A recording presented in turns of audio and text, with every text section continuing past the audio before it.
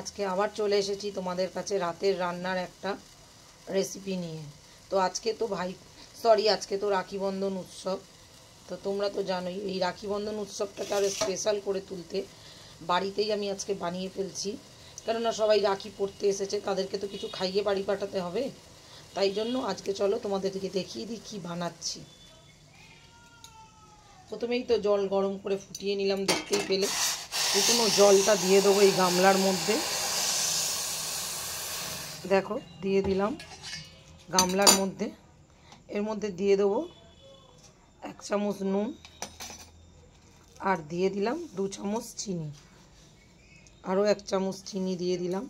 তোমরা তো এবার নিশ্চয়ই ভাবতেই পারো যে আমি জলের মধ্যে নুন চিনি দিয়ে কি করছি। অবশ্যই এর মধ্যে এবার দিয়ে দেবো সাদা তেল।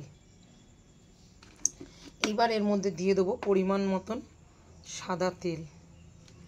দেখো দিয়ে দিলাম, দিয়ে এটাকে খুব ভালো করে মিশিয়ে নেব, নুন চিনিটা গলা অবধি।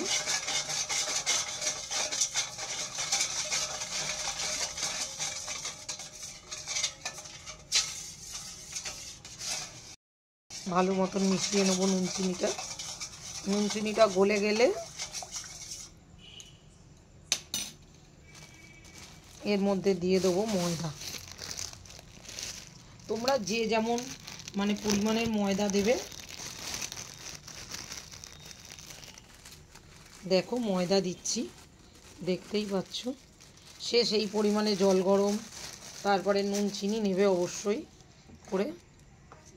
প্রথমে আগে এই জলটা যেহেতু গরম, হাত দিতে পারবো না, তাই একটু চামচটা দিয়ে মিশিয়ে নিচ্ছি। পরে হাত দিয়ে মাখবো ঠান্ডা হয়ে গেলে।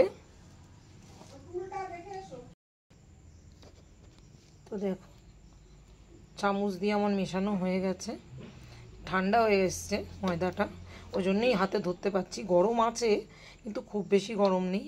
এবার হাত দিয়ে সুন্দর করে মেখে নেব। তো চলো, আজকে এই রেসিপিটা হচ্ছে রেশমি পরোটা, ভাইফোঁটা স্পেশাল।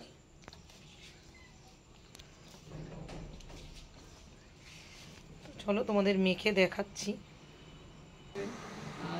দেখো এই যে মাখা হয়ে গেছে, এইটাকে এবার রেস্টে রেখে দেবো আধা ঘন্টার জন্য।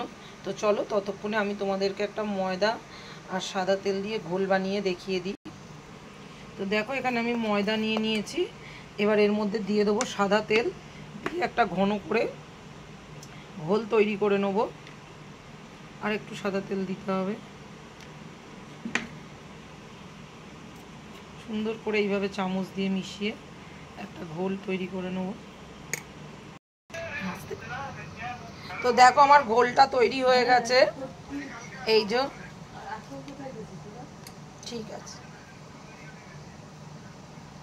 ঘোলটা আমার রেডি হয়ে গেছে। এবার আমি যখন ময়দাটা মাখবো তোমাদের আবার দেখাচ্ছি।